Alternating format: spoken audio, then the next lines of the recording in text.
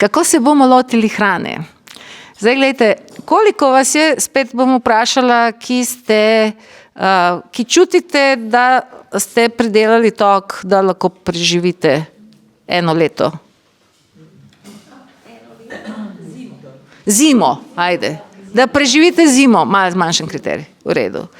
Koliko vas je, ki imate tako dopolnilni program, da malo boste, nimate pa recimo, da bi... Dobro, koliko vas je, ki še ne pridelujete svojo hrano?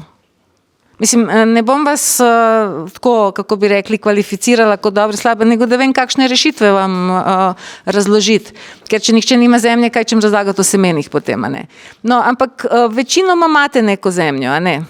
Dobro, dobra novica je, če znaš pridelati 2 paradižnika, znaš tudi 200. Če nisi nikoli nobenega, pa boš prvič šel gledati na YouTubeu, kako se to počne, potem je pa verjetnost, da boš uspešen bistveno manjša. Tako da ta naša razpršenost vrtičkarska je tudi ena velika prednost v Sloveniji. Verjemite mi, ja predavam recimo v Nemčiji, pa prideš na podeželje in ja tako kot tle vprašam, imate vrt, mislim, zdaj bojo vsi dvignili roke. Ne, nihče. Kmetje, ima 500 krav, nima nobenega vrta, po salato gre v supermarket. Tam je ena taka navada, da, kaj češ, za to skrbi sistem, on skrbi za svojih 500 krav.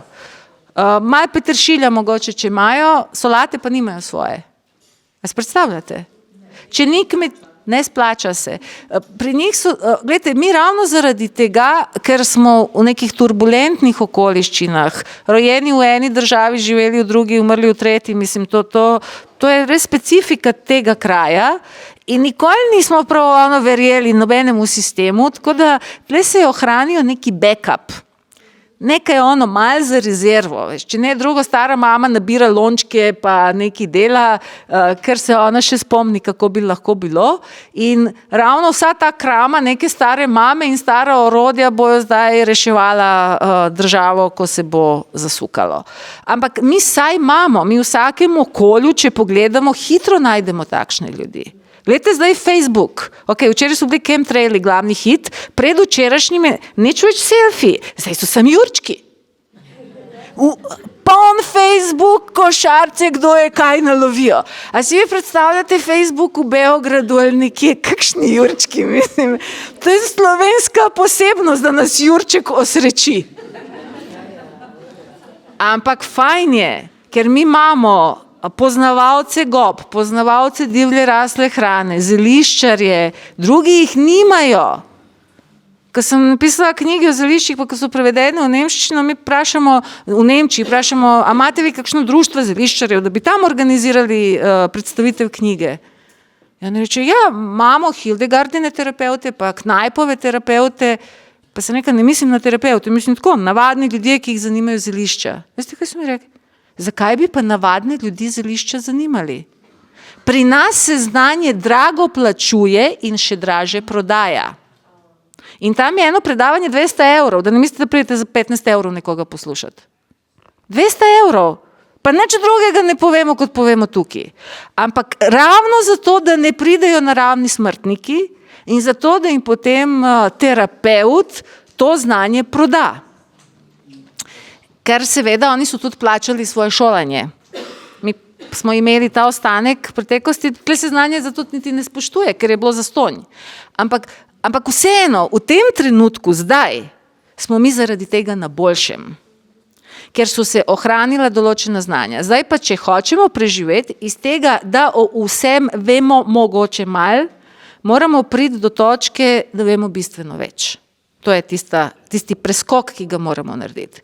Jaz sem si to vprašanje na srečo zastavila pred točno 10 leti in sem rekla, Sanja, si ko leksikon, od vsega veš 4 vrstice. Ampak, a ti res brez napake znaš narediti to pa to, ker če bo kriza, a ja vem teoretično, kako se previja rana, a zares, a bom ubila človeka, a ga bom rešila. A ja res znam kisati zelje, a bo šlo vse v maloro. A bojo moji shranki preživeli zimo, ker veste, ko je lakota od tega odvisna, ja potem pa ni več heca. Ker do sedaj je tako, malo se je sfižilo, no dobro, bomo šli kupiti. Ni mi ratao korenček, kdo ima za prodat. Mislim, trenutno je situacija še vedno na easy, ampak lahko čez noč se spremeni in zato sem jaz zadnja leta res intenzivno trenirala to. Ja delam shranke zdaj že 7 let tako, da še tiste 7 let stare hranim, zato ker opazujem robne pogoje. Koliko lahko zdrži stvar, koliko se spreminja, kaj so kritične zadeve. Sicer, ja moram priznati, da prinesla sem tudi par let stare stvari, lansko letno pesto in tako, ne zato, da ga se rešim, ampak zato, da vidite, da te stvari lahko naredite za 1 leto in več. Ampak vidim, da se ljudje javljajo, ki se jim stvari kvarijo in sva zdaj s Suzano Kranjec, ker ravno pišemo knjigo na temo, kako iz tega, kar si pridelal, ohraniti največ hranil pa vitaminov pa vsega. In sva začeli delati poskuse z nemogočimi napakami. Torej tisto, kar nikoli ne bi naredil, ampak zdaj naredimo zato, da vidimo, a je to, zakaj se pokvari ali ne. In zdaj nam vsi pošiljajo tudi slike in opise, kaj so delali in smo angažirali tudi ene mikrobiologe, da bojo res določene plesni pretestirali, da gremo nazaj, da vidimo, katere napake so pravzaprav najbolj nevarne, katerim se pa možno izogniti.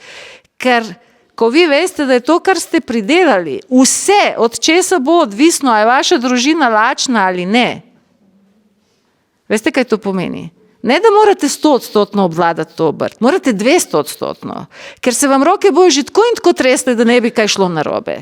Torej, to mora biti taka rutina, to ne smeš delati prvič, pa vsakih 5 minut razmišljati, da delam prav, ampak ti res moraš imeti kilometrino, da od znotraj veš, da delaš prav, ker če te strah popade, se ti bo pokvarilo zaradi strahu, ki ga boš zapakiral v kozarc.